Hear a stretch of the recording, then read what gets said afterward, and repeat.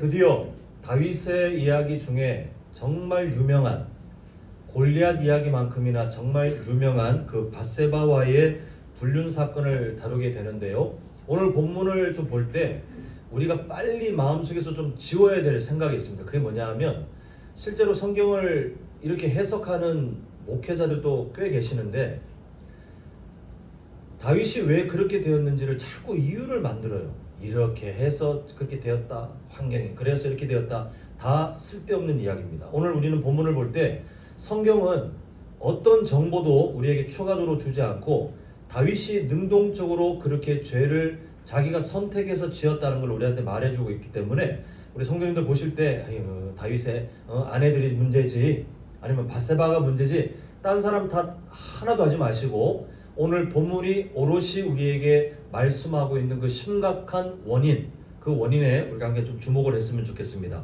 자, 1절을 보시면 그 해가 돌아와 이렇게 되어 있는데요.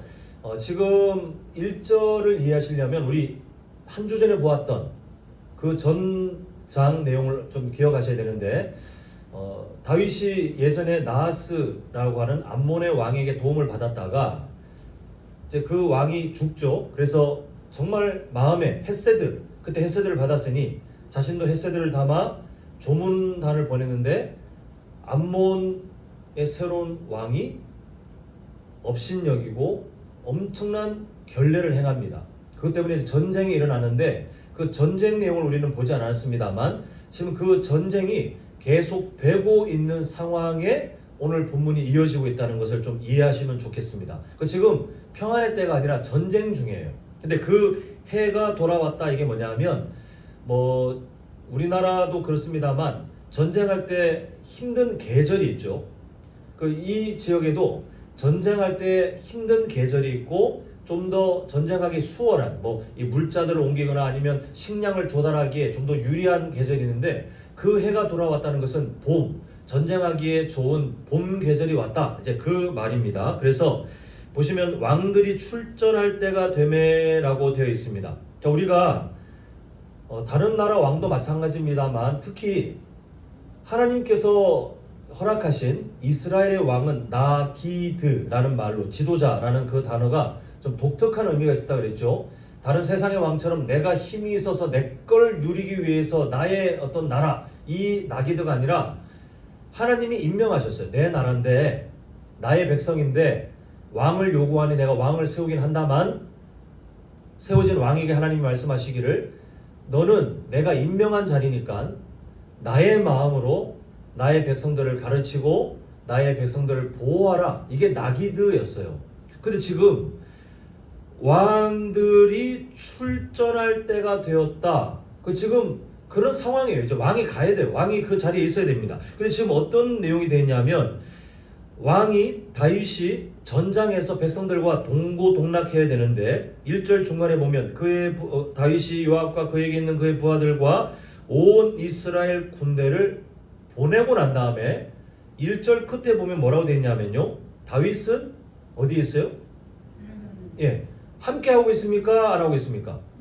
지금 다른 나라도 나기드라는 그 사명도 모르는 다른 나라들조차도 전쟁이 있으면 왕들이 출전해야 되는 그래서 백성들을 보호하고 사기를 복돋고 이렇게 해야 되는 그 섬김의 자리 이 나기드가 아니라 할지라도 그런 상황인데 지금 다윗은 다 보내놓고 온 이스라엘 전쟁할 사람들은 다 보내놓고 자기는 그대로 예루살렘에 있다. 여기서부터 일단 문제가 시작되는 것을 보게 됩니다. 그래서 하나님이 임명하신 사명의 자리에 소홀하게 되어 있는 다윗이 등장합니다. 자, 2절 보겠습니다.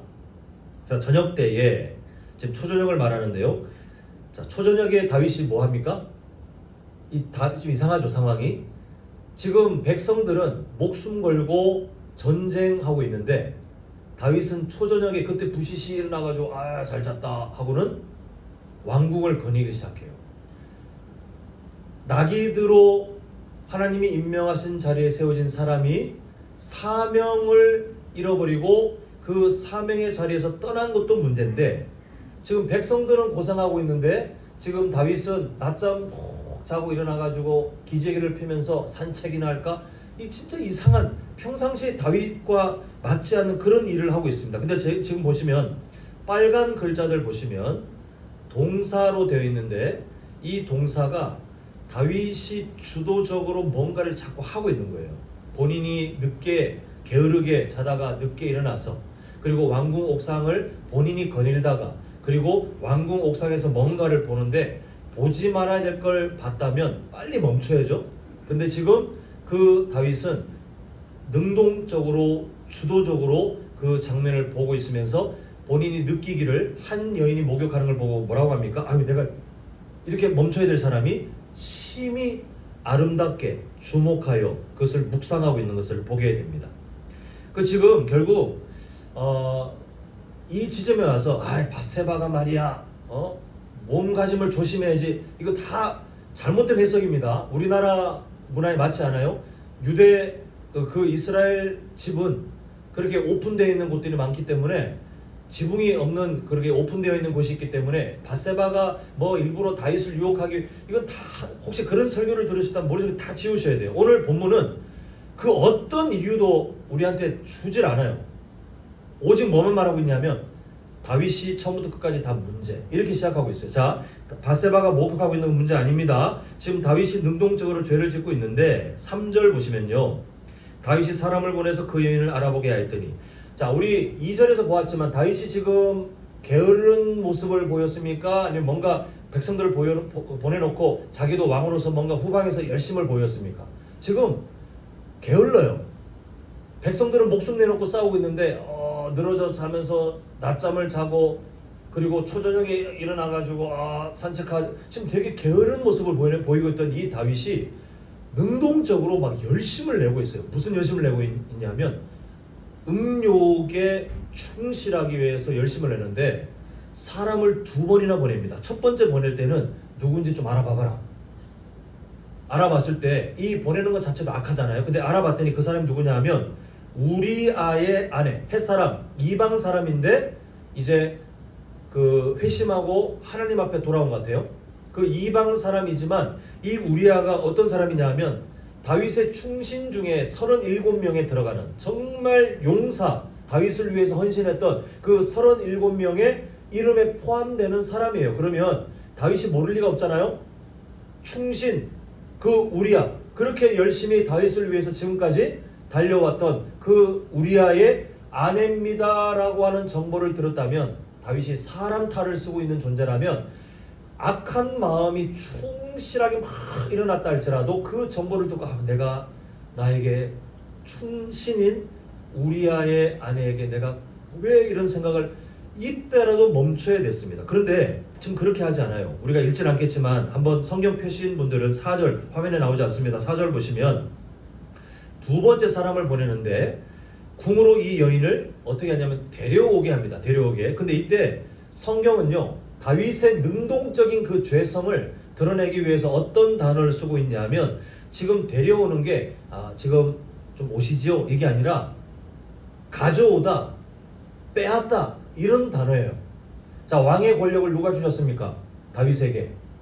자신의 힘을 가지고 자신의 어떤 그 세력을 가지고 왕의 자리를 가진 것이 아니라 나기드예요. 하나님이 다윗을 그 자리에 세우셨어요. 이따가도 말하지만 다윗이 그 자리에 된 것은 자신의 능력이 아니라 안 될 인생이었습니다. 근데 하나님의 헤세드를 통해서 은혜로, 자비로 하나님의 그 은총을 통하여 다윗을 왕의 자리에 세우셔서 훗날 누구에게까지 연결되게 하시는 거예요? 예수 그리스도가 이 땅에 오시는 귀한 가문으로 하나님이 축복하시는 거예요. 그 지금 왕의 권력은 누가 주신 거냐 하면 하나님이 다윗에게 그 나기드의 사명을 잘 감당하여 백성들을 가르치고 백성들을 보호하라고 주신 힘이에요. 근데 지금 다윗이 뭐라고 있냐면 그 힘을 가지고 한 여인을 강압적으로 데리고 옵니다. 그래서 성경은 그걸 드러내고 있어요. 빼앗다, 가져오다, 강압적으로 왕의 힘으로 지금 그 여인을 데리고 있는 것을 보게 됩니다. 하나님이 맡기신 왕의 권력을 가지고 한 가정을 파괴하면서 두 사람의 인생을 찢어놓고 있는 것을 보게 돼요. 자, 이때 우리는 다시 우리의 눈을 현혹하는 어떤 질문들을 배제해야 되는데, 이 지점에 오면 이렇게 고민하는 사람들이 있습니다. 만약에 우리 성도님들 이 본문을 큐티로 묵상하신다면, 우리가 이제 9월 다음 주부터 본격적으로 큐티 세미나 이제 준비하고 9월 10일부터 이제 한 주 한 주 계속 함께 나눌 텐데, 성도님들 묵상할 때 있잖아요. 본문이 말하고자 하는 1번 주제가 있어요. 어떤 본문이 이렇게 단락이 있으면 그 큐티 하는 거에 익숙하지 않은 분들은 이 단락 내용 다 무시하고 한 절, 아니면 더 위험하신 분들은 한 단어에 꼽혀가지고 그걸로 혼자 막 상상을 하고 자신만의 해석을 만드시는 분들이 있는데, 항상 넓은 곳에서 좁은 곳으로 해석이 가야 됩니다. 자, 우리 한번 복습 배워보겠습니다. 성경 66권 4가지 주제 제가 정리해드렸죠. 뭐였습니까?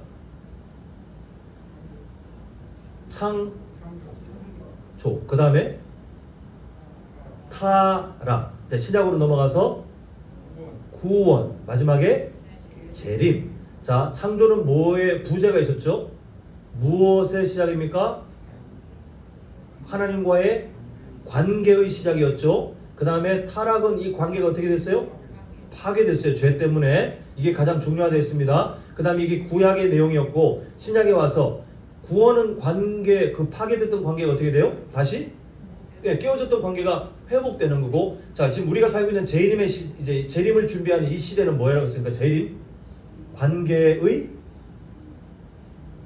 이렇게 약간 잊어주셔야 제가 할 일이 있습니다.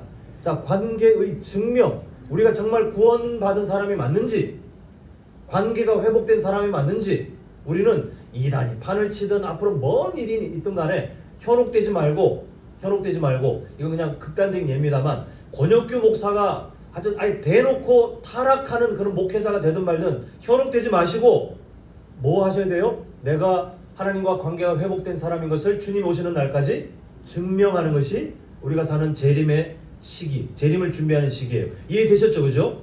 이런 성경에 대한 이해를 가지고 그 다음에 그 구약으로 우리 구약이니까요. 구약으로 들어가서 지금 사무엘상부터 우리는 쭉 보고 있는데, 이게 지금 어떤 맥락 가운데 있는지 하나하나 들여다보면서 좁게 들어가서 그 본문이 우리에게 말하고자 하는 1번 주제를 먼저 가지고 우리는 묵상을 해야 돼요. 물론 우리는 큐티 책자를 통해서 그 가이드를 받고 있기 때문에 때로는 그 본문에서 말하고자 하는 1번 주제보다 이 큐티 책을 집필하신 집필진이 어떤 맥락을 가지고 우리에게 가이드하는 내용이 있지만, 그거는 어디까지나 보조 자료일 뿐, 항상 이렇게 성경 66권의 전체적인 주제, 그리고 구약, 그리고 그 성경의 맥락, 그리고 그 내용이 대체 앞뒤에서 어떤 맥락을 가지고 이어지는지를 보면서 한 단어에 꽂힐 것이 아니라 넓은 곳에서 좁은 곳으로 성경을 해석해 우리는 좀 그래도 안전한 성경 해석에 머물러 있을 수 있습니다. 어떤 분들은요, 오늘 본문에 가보면 갑자기 느닷없이 그럼 밧세바는 어떤 사람인가? 밧세바에 대해서 막 묵상하면서 여러분 음란한 여인이 되지 맙시다, 이렇게 설교하는 분들이나 묵상하는 분들이 계시는데, 성경은 있잖아요. 밧세바가 어떤 사람인지 정보를 주지 않고 있어요. 정보 안 주는 거에 대해서 묵상하면 됩니까? 안 됩니까? 상상입니다. 지금 아까 말씀드렸죠? 성경은 다윗이 데려오다라고 할 때 제가 이제 한글 성경에서 읽히지 않는 내용을 알려드린 건데, 왕의 권력으로 강압적으로 데려오는 단어를 갖고 있어요.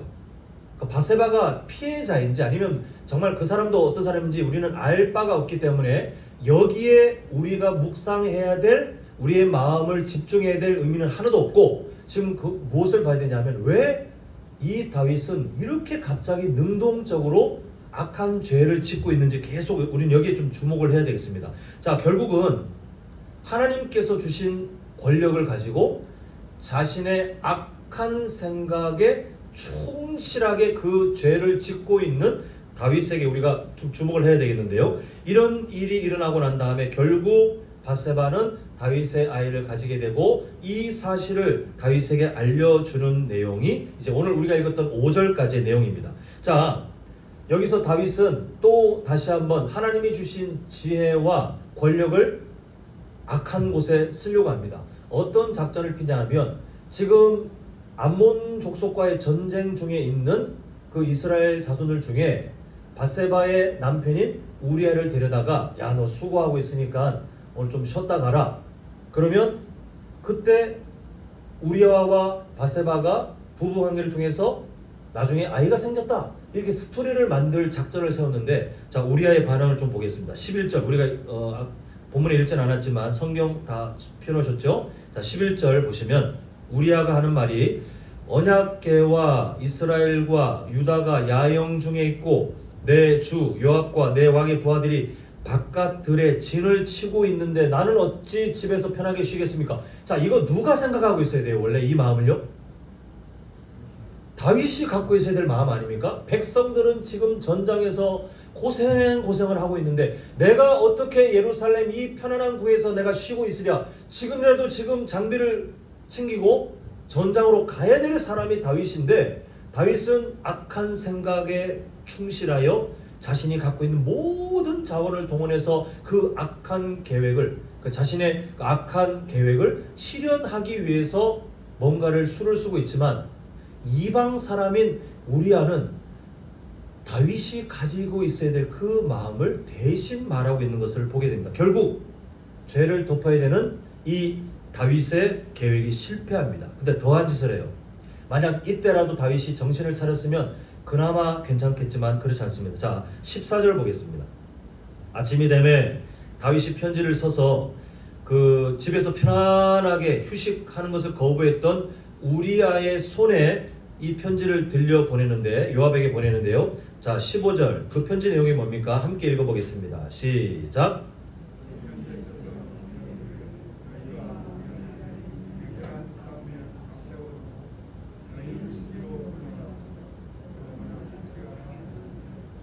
여러분, 다윗이 진짜 얼마나 악한 짓을 하는지 우리아한테 우리아를 죽이라는 편지를 들려보냅니다.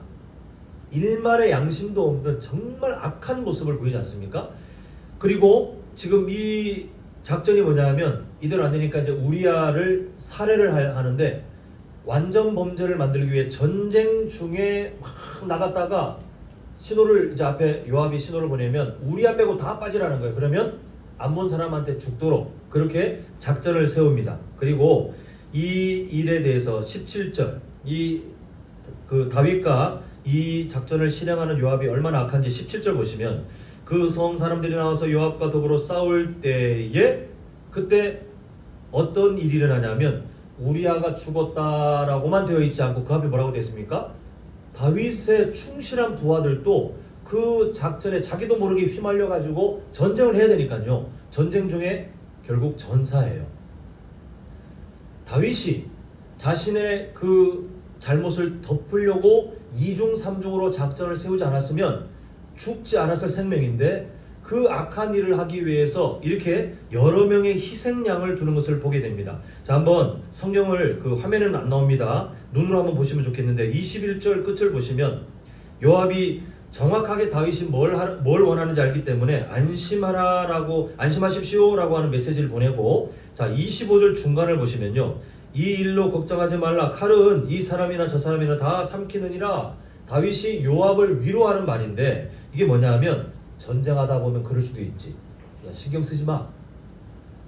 다윗이 갖고 있는 사명은요, 백성들을 보호하고 그 백성들에게 하나님의 마음으로 다가가야 되는 그런 나기드 인생인데, 지금 예전에 악한 왕이었던 사울만큼이나 아니면 그보다 더 악한 짓을 하고 있어요. 자기가 저지른 잘못을 숨기기 위해서 여러 사람을 의도적으로 죽게 만들어 놓고는 한다는 말이, 전쟁 중에는 뭐 그럴 수도 있지? 이렇게 오히려 말을 하고 있는 것을 보게 됩니다. 그리고 자, 우리 27절 초반부까지, 자, 중반부까지 보시면, 자, 그 장례를 마침에 다윗이 사람을 보내 그를, 바세바입니다, 왕궁으로 데려오니 그가 그의 아내가 되어 그에게 아들을 낳으니라. 지금 작전 성공했어요. 야, 충신 우리아가 전사했는데 그 전사한 아내를 다윗이 마치 긍휼한 마음으로 품고, 그리고 우리아의 자녀인 것처럼 그 자녀까지도 내가 다 품겠노라, 인자한 왕처럼 가짜 헤세드를 펼칩니다. 그런데 이때 다윗의 마음은 평안한지 모르겠지만 27절 마지막 후반부를 보시면 함께 읽겠습니다. 시작. 다윗이 행한 그 일이 어때요? 여호와 보시기에 악하였더라. 다 속였어요. 요압 빼고 나머지 다 속였어요. 그런데 하나님은 속일 수가 없잖아요. 하나님께서 이렇게 죄를 향해 열심히 달려가고 있는 다윗의 삶에 대해서 하나님 평가하시기를 너 악하다 라고 하나님이 말씀하시는 것으로 오늘 본문이 마쳐집니다. 그리고 이 일을 계기로 다윗은 훗날 정말 큰 대가 지불을 치르게 됩니다. 사랑하는 성도 여러분, 우리가 제가 사무엘 상하 걸쳐오면서 계속 말씀드렸지만 다윗을 보며 우리가 참 많은 도전을 받긴 해도 다윗이 얼마나 연약한 사람인지를 이제 보게 된다라고 말씀드렸는데 이제 본격적으로 다윗의 연약함이 막 드러나게 되어 있어요. 그동안 다윗은 참 괜찮은, 물론 그전에도 실수함이 있었고 연약함이 있었지만 그래도 다윗은 참 괜찮은 사람이었는데 갑자기 유례 없었던, 다윗의 인생 가운데 유례 없는 그런 악한 짓을 막 저지르고 있는데 그 이유가 뭐냐는 겁니다.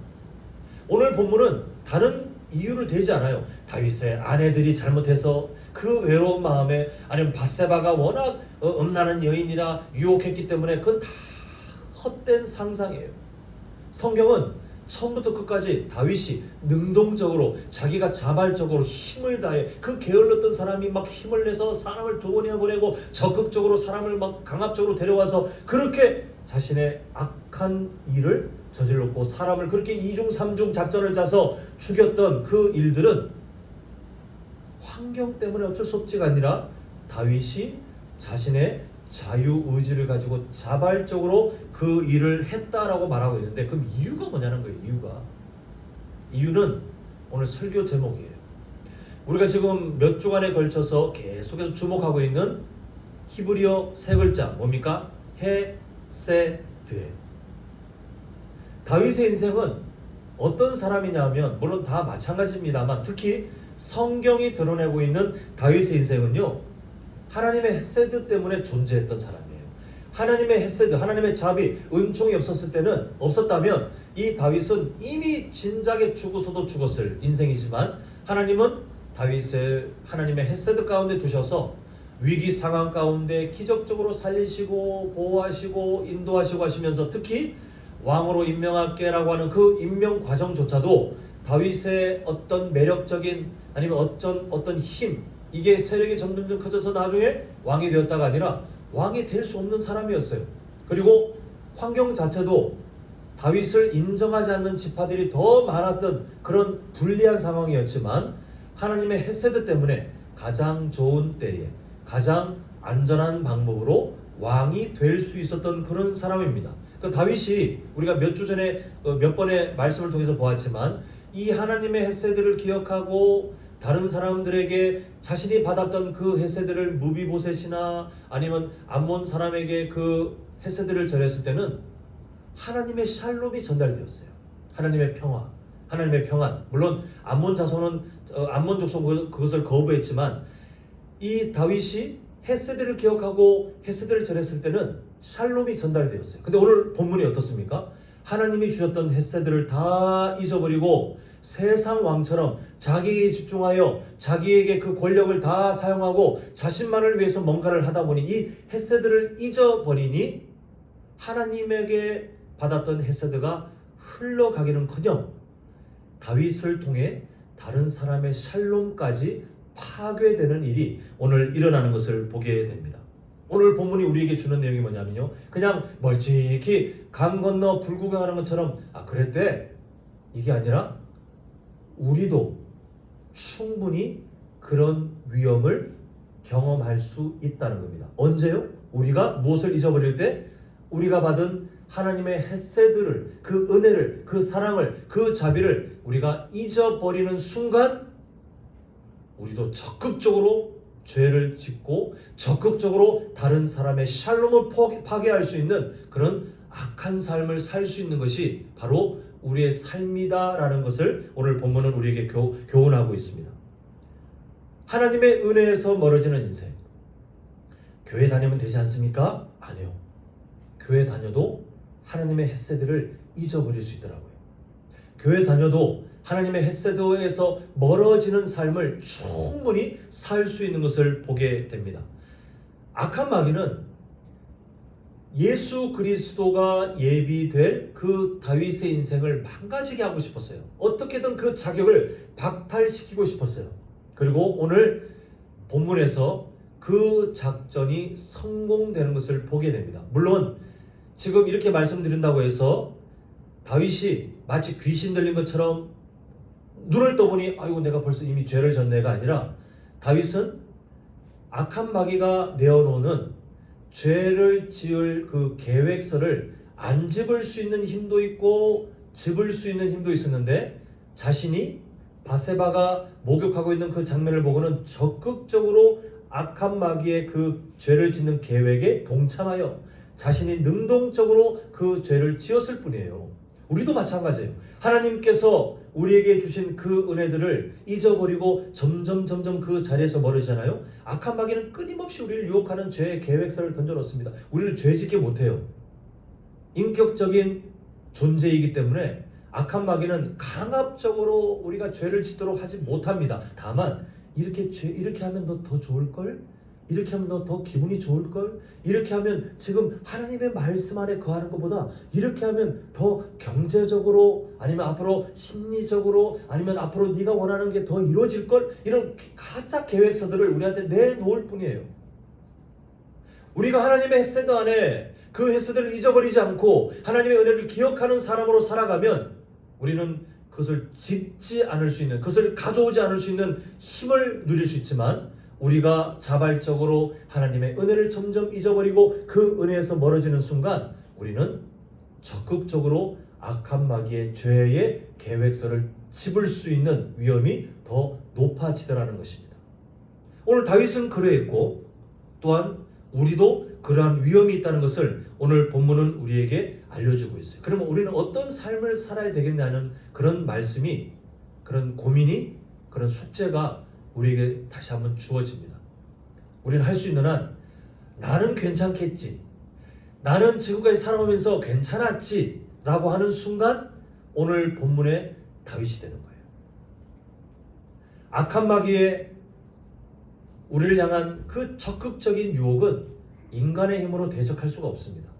그래서 우리는 수요 예배 때 계속 우리가 몇 주간을 통해서 보았죠. 수요 예배 때 그 주기도문 마지막 우리를 악에서 구원해 주십시오라고 하는 그 간청에 뭐가 담겨 있다고 되어 있습니까? 오늘 본문이 그대로예요. 하나님의 은혜 없이는 우리는 악한 마귀의 유혹을 이겨낼 수 없어요. 다만 하나님 저를 도와주십시오. 죄를 짓지 않게 도와주시고 하나님 악에서 저를 구원해 주십시오라고 하는 겸손한 마음으로 우리가 매일마다 하나님의 은혜의 자리를 향해 다가가면 하나님께서 감당할 힘을 주시는 거예요. 이 말세에 대해 어떤 세상이 되든 그 속에서도 구원을 누리고 있는 사람답게 악한 마귀가 내어놓는 죄의 계획서를 능히 거절하고 오히려 적극적으로 하나님의 말씀을 향하여 순종의 삶을 살아가는 그 힘을 하나님께서 우리에게 허락하시는 것을 보게 됩니다. 우리는 늘 외줄타기 하는 것처럼 그 길을 가요. 좌우로 넘어지지 않기 위해서 균형을 잡을 수 있는 그 힘은 우리가 하나님의 은혜 가운데 머물러 있을 때 그 삶을 살아갈 수 있는데, 정말 우리 성도님들 할 수 있는 한 하나님께서 우리에게 은혜 주시고자 준비하신 여러 시간들, 여러 자리에 오늘 이 시간을 기억하고 달려오신 것처럼 하나님의 은혜를 향하여 달려가는 귀한 인생 되시길 간절히 소망합니다. 좀 첨언하자면 이제 다음 주부터 하반기 사역이 시작됩니다. 이것을 하겠습니다, 저것을 하겠습니다, 이런 계획들을 그 목회적 관점에서 제가 성도님들께 설명드릴 것이고, 또 함께 그 일들을 하나하나 하겠지만 미리 말씀드리는데요, 사람이 세운 계획은 불완전해요. 한남제일교회이기 때문에 뭔가를 하든 다 무오한, 어떤 흠도 없고 오류가 없는 일일 것이다, 아니에요. 권혁규 목사가 하나님 앞에서 어떤 계획들을 결정하여 했기 때문에 다 문제없이 다 잘 될 것이다, 아니에요. 서툽니다. 사람이 하는 것은 다 서툴 수밖에 없어요. 그러나 어떤 계획을 세우든 우리의 마음은 늘 한결같아야 되는데, 그게 뭐냐 하면 어떤 훈련을 하든 어떤 사명의 자리를 만들든 하반기 사역 동안에 우리가 몸부림치는 모든 목적은 저를 따라합니다. 하나님의 은혜로 더 가까이 간다. 이게 유일한 목적이에요. 자, 큐티 세미나 9월 10일부터 5주간 합니다. 왜 할까요? 이 대답하시면 돼요. 하나님의 무엇을 향해 더 가까이 가요? 네, 하나님의 은혜를 향해 더 가까이 가기 위해서 큐티 세미나 하는 거예요. 자, 그리고 이제 9월 달 들어오면서 이제 9월 달 들어오면서 이제 큐티 책자를 어떻게 지금 주문해놨냐면, 이전에는 좀 예산을 아끼기 위해서 그 아이들 거에 맞춰놨더니 글자가 너무 작아서 지금 우리 성도님들께 좀 얼마나 도움이 될지 좀 또 받아봐야 되겠습니다만, 큰 글씨로 된 작년부에 맞는 큐티 책자, 그리고 우리 아이들에게도 청소년들은 청소년에게, 또 그 밑에 학년에 맞는 아이들에게는 밑에 학년에 맞는 큐티 책자를 좀 세분화해서 주문을 해놨어요. 그래서 우리가 9월 한 달 동안 또 열심히 함께 말씀 훈련을 함께 하고 가정예배 훈련도 할 텐데, 이 모든 목적이 뭡니까? 큐티책을 파는 출판사를 제가 도와주기 위해서 커넥션을 받아가지고 커미션 받아가지고 하는 겁니까? 아니면 아까 뭐라고 말씀드렸죠? 하나님의 은혜를 향해 더 가까이 가기 위해서 힘쓰는 거예요. 다른 거 없어요. 앞으로 마을 모임을 해도 하나님의 은혜를 향하여, 묵상을 하기 위해 개인 묵상을 하셔도, 아니면 교회에서 앞으로 자 이거 합시다 이렇게 뭔가를 함께 제안해도, 심지어 우리가 함께 모여서 교회를 청소하고 어떤 계획에 됐을 때 뭐 함께 시간을 만들기 위해서 야외 어떤 계획을 세운다 한들 세상적인 것처럼 우리가 즐겁고 우리가 만족하고, 아니요. 무엇을 하기 위해서냐면 하나님의 그 햇새들을 향해 더 가까이 다가가기 위해 우리는 함께 교제하고 함께 말씀 나누고 함께 예배하고 함께 훈련받는 것이 우리 교회의 변치 않는 마음이 되었으면 좋겠어요. 그래야 우리는 악한 마귀의 유혹에 승리할 수 있어요. 바라기는 우리 성도님들, 다음 주부터 진행될 하반기 사역, 하나님의 은혜를 향하여 더 가까이 다가간다는 그런 각오를 가지고 우리가 같은 마음으로 힘있게 그 첫 주를 잘 준비하는 우리 모두가 되셔서, 우리 성도님들이 이 다윗과 같은 정말 처참한 실패의 경험은 없도록 우리가 미리 준비하고 지혜롭게 살아가는 우리 모두가 되시길 간절히 소망합니다. 자, 오늘 주보 받으셨을 때에 혹시 악보 받으셨습니까? 함께 찬양했으면 좋겠는데요. 이제 이 찬양은 다음 주부터 영광송 또 폐회송으로 함께 동일하게 고백할 찬양인데, 이 찬양의 가사가 우리 삶의 변치 않는 고백이 되었으면 좋겠어요. 하나님께서 어떠한 분이신지에 대한 기억이 중요한데, 그 하나님께서 나에게 구원의 반석을 허락하셨고 또 나에게 행하신 그 구원의 일들이 참 놀랍고, 무엇보다 그분은 멀리 계신 구경꾼이 아니라 지금도 나와 동행하시는 신실하신 변함없는 하나님이심을 우리가 아는 만큼 우리는 하나님의 햇새드 안에 머물러 살 수 있습니다. 우리가 다음 주에 본격적으로 고백하겠지만 오늘 말씀을 기억하며 또 그 은혜를 사모하면서 함께 한번 찬양해 봤으면 좋겠습니다.